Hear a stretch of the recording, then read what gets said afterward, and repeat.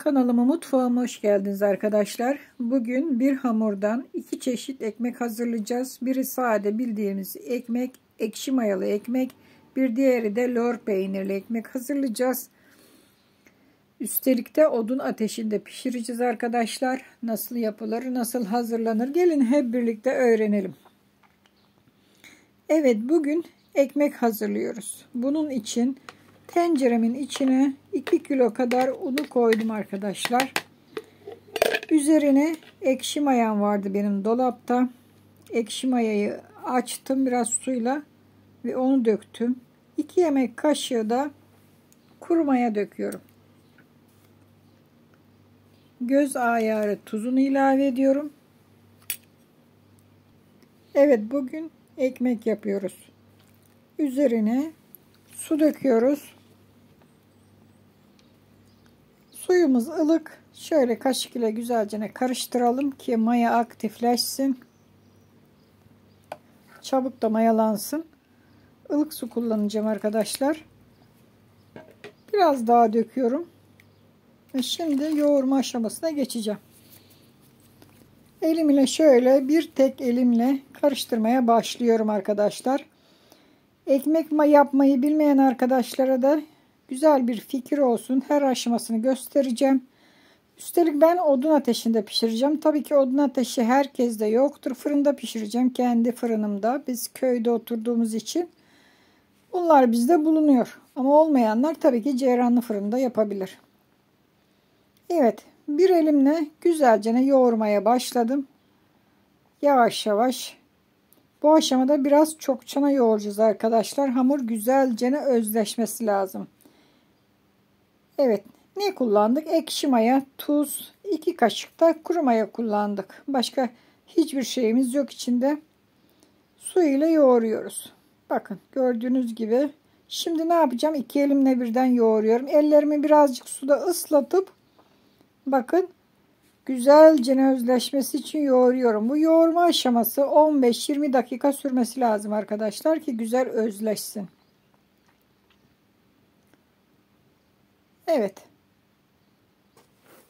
Gördüğünüz gibi güzel bir özleştirdik hamurumuzu. Şu anda hamurumuz hazır. Ne yapacağız? Hamurumuzu dinlendireceğiz. Mayalanması, aktifleşmesi için. Üzerini kapatacağım. Ve bir kenarda yarım saat, 1 saat arası maya aktifleşecek ve kabaracaktır arkadaşlar.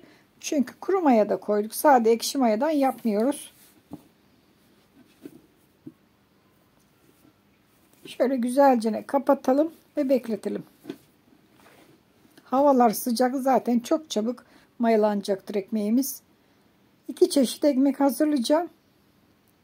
Biri lor peynirli olarak, biri sade ekmek, bildiğimiz ekmeklerden, tepsi ekmek olarak.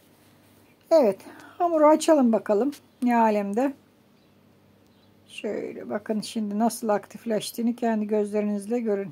Bakın. Üzerine kapağı dahi yapışmış. Çok güzel aktifleşmiş.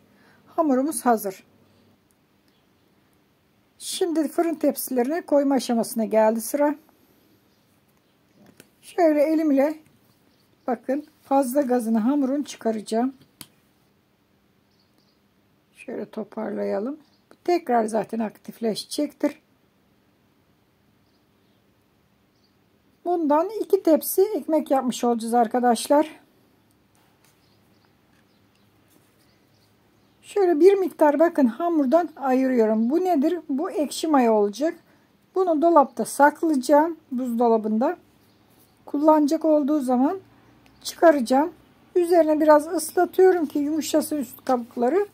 Daha sonra ekmeğe kullanacağız maya olarak. Evet, fırın tepsimi yağladım. Hamurun yarısını fırın tepsime alıyorum.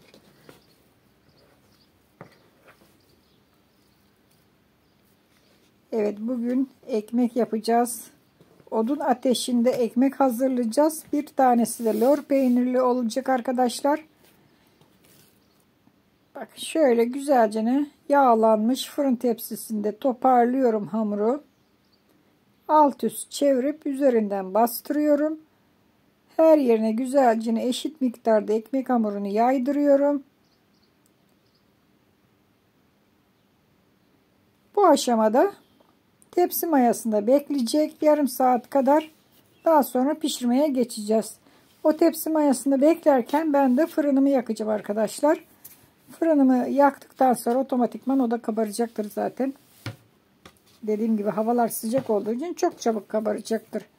Evet, kalan hamuru da aynı şekilde bakın toparlıyorum. Bununla da lor peynirli hazırlayacağım. Yine fırın tepsimi yağladım. Bakın yağını döktüm. İçine bir miktar şöyle elimle güzelce her tarafını yağlıyorum. İsterseniz soğanlı da yapabilirsiniz. Patatesli yapabilirsiniz. İçine alternatif değiştirebilirsiniz arkadaşlar. Benim evimde lor peyniri olduğu için lor peyniri koyacağım.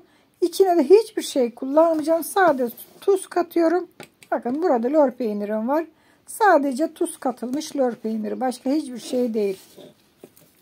Hamurdan şöyle bir parça koparıyorum. Öyle küçücük de olmayacak arkadaşlar. Azıcık kocamanca bakın koparıyorum. Elim yağlı zaten. Fırın tepsisini yağladım. Elim ile açtırıyorum. İçine lordan koyuyorum. Şöyle kenarlarından bakın topluyorum ağzını. Yuvarlayacağım. Küçük küçük lor peynirli ekmekler hazırlayacağız. Bu ekmeklerin tadına doyamayacaksınız. İnanın çayı yanına yapın. Tüketin bol bol. Çok lezzetli oluyor. Dediğim gibi isterseniz soğan da koyabilirsiniz. Kıymalı yapabilirsiniz. Tabii ki kıyma donacaktır daha sonra. Patates koyabilirsiniz. Değiştirebilirsiniz alternatifleri. Herkes evinde olan malzemelerden yapabilir. Bir tane yapmıştım. İkincisini de bakın sizlere gösteriyorum. Daha sonra hızlı çekime geçeceğim arkadaşlar. Evet arkadaşlar, burada yayınlanan tüm tarifler nefislezzettarifler.com blogumda yazılı ve bol resimli olarak yayınlanmaktadır. Blogumu takip edebilirsiniz. Ziyaret edebilirsiniz. Her aşaması resimlenmiş olarak yayınlanmaktadır arkadaşlar. Tabii ki burada yayınlandığı gün hemen yayınlayamıyorum. Birkaç gün sonra anca yazabiliyorum. Evet, gördüğünüz gibi şöyle toparlayarak fırın tepsime koparıp içine lor peyniri koyup yerleştiriyorum. Çok kolay, çok pratik, çok basit. İki çeşit hazırladık. Biri sade bildiğiniz tepsi ekmeği. Bu da lor peyniri olarak hazırlanan ekmek. Bakın. Bir fırın tepsisi hemen hemen hazırladık. Gördüğünüz gibi. Şöyle aralıklı koyuyoruz. Çünkü bunların birbirine yapışma ihtimali var. Üzerlerinden de elimizle şöyle birazcık hafif bir şekilde bastırıyoruz. Çok fazla da değil. Bakın. Birazcık hani yerleşsin. Çiçek ekmeğe benziyor genelde. Evet, o da hazır. Şimdi bu mayalansın. Mayalanırken biz de fırınımızı yakacağız. Hemen ben fırın yakma aşamasına geçiyorum bu aşamadan sonra. Sizlere bakın fırınımı da göstereyim. Nasıl yandığını. Bahçemde olan odunlardan, çırpılardan güzelce yakıyorum. İyice kızması lazım fırınımın.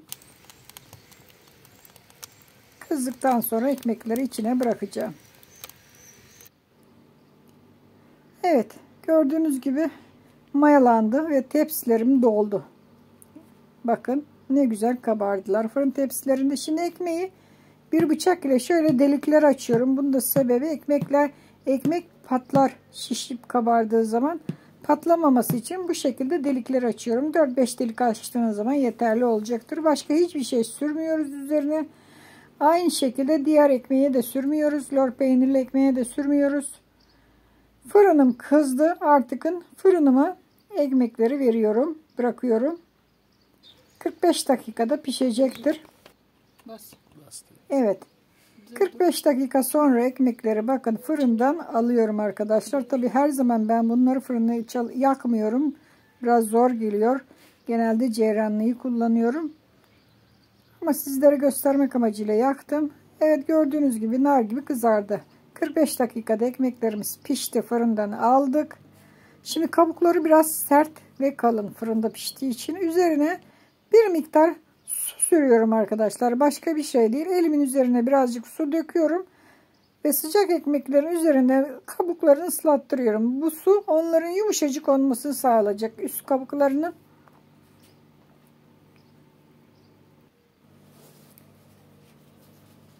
Evet. Tepsiden şimdi ekmeğimizi alalım. Bakın nar gibi kızardı ekmeğimiz. Şimdi kapatacağız. Temiz bir bezin içine kapatacağız. İyice içinin çekmesini bekleyeceğiz. Sıcaklığının gitmesini bekleyeceğiz. Evet, bunu kenara alalım.